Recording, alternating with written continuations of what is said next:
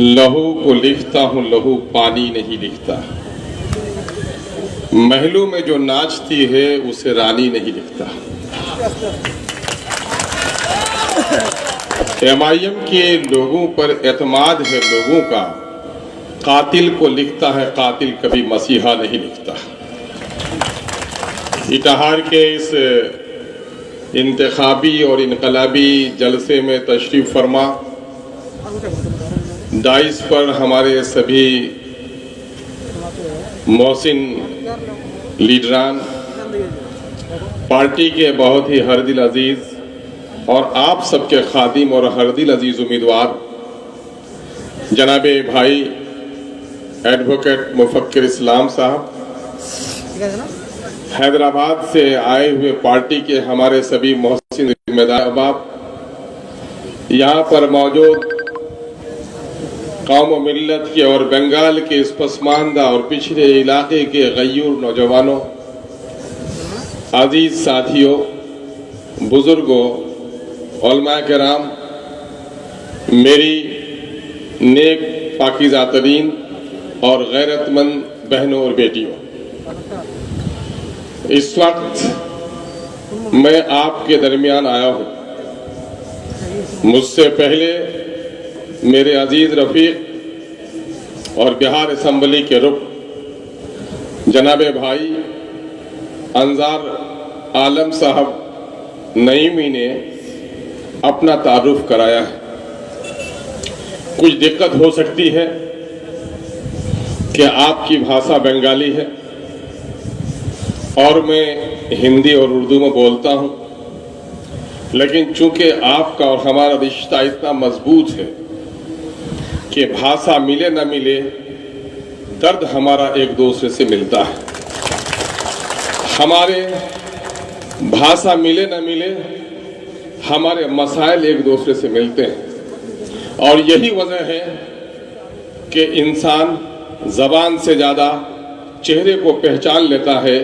मैं आपकी पेशानियों पर, आपके चेहरे पर जो खुशी, जो मुस्कान और जो विश्वास देख रहा हूँ, मुझे एतमाद है कि मैं जो कुछ कहने के लिए आया हूँ उससे ज़्यादा एमआईएम पर आपका एतमाद जम चुका है। अजीज साथियों, जमहूरियत में और लोकतंत्र में इंतखाब, चुनाव की बड़ी अहमियत है।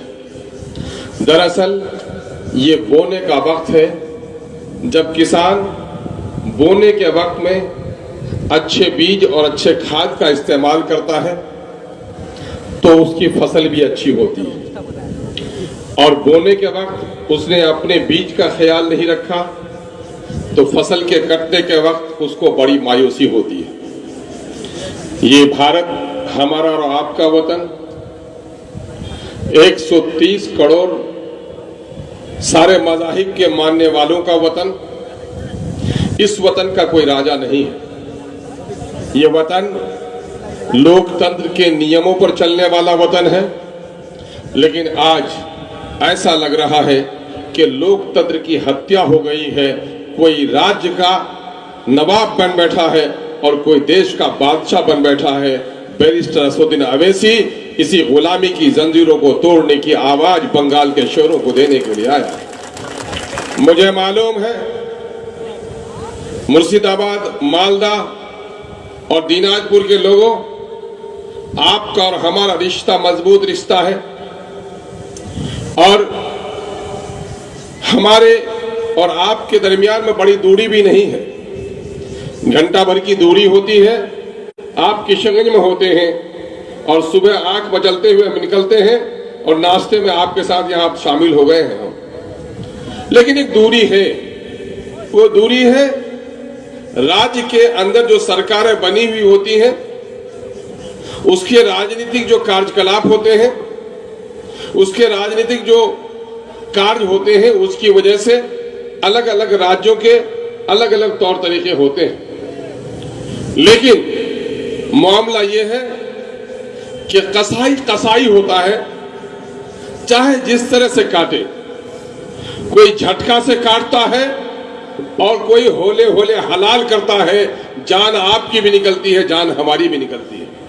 इस वक्त इस मुल्क में हमारे लिए गैरतमंद नौजवानों बड़ा एक सवाल खड़ा हो गया है कि इस मुल्क में हमारी आजादी और इस मुल्क की जमहूरियत लोकतंत्र बाकी रहेगी या नहीं रहेगी। एक बड़ा सवाल है। यह सवाल सिर्फ माइनॉरिटी के लोगों का नहीं है, सिर्फ दलितों और पिछड़ों का नहीं है, बल्कि इस देश में बसने वाले सारे लोगों का है।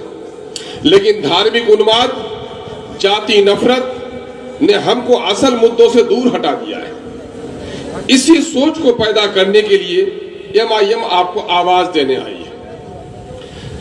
देखो मेरे अजीजों, उम्र ढलने के बाद इंसान के हौसले थक जाते हैं।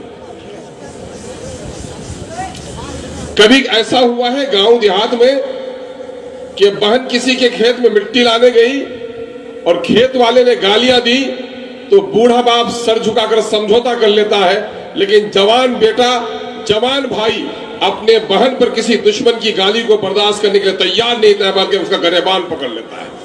नौजवानी जोश का नाम है और जज्बे का नाम है। मैं तुम्हारे जोश और जज्बे को नौजवानों सलाम करता हूं कि बावजूद दुश्मनों के बहुत अफवाह फैलाने के बावजूद भी आप एक अच्छी खासी तादाद में आपने MIM का झंडा उठाया है। आपको पता है आप कौन है? जब आदमी को जमीन के कागजात खो जाए तो अपने आप को भूमिहीन समझता है, लेकिन जब ब्लॉक में जाए, डिस्ट्रिक्ट में जाए और जमीन के कागजात उसे मिल जाए तो फिर बाप दादा की मीरास को तलाश करने लगता है। आज इस देश में, भारत में, आज हमने अपना मीरास खो दिया है। जरा आंखें उठाकर देखो, यही मुल्क है, सिर्फ बंगाल की नवाबी नहीं बल्कि दिल्ली के कुतुब मीनार की बुलंदी पुकार पुकार कर तुम कह रही है कि तुम गर्दन झुका के क्यों जो रहे हो। तुम्हारे बाप दादा की निशानी तो आसमानों से बात करती है। लाल किला की फसील तुमसे पुकार पुकार कर कह रही है कि तुमको किस चीज ने मायूस कर दिया। तुम्हारे बाप दादा की निशानी ये लाल किला की फसील है।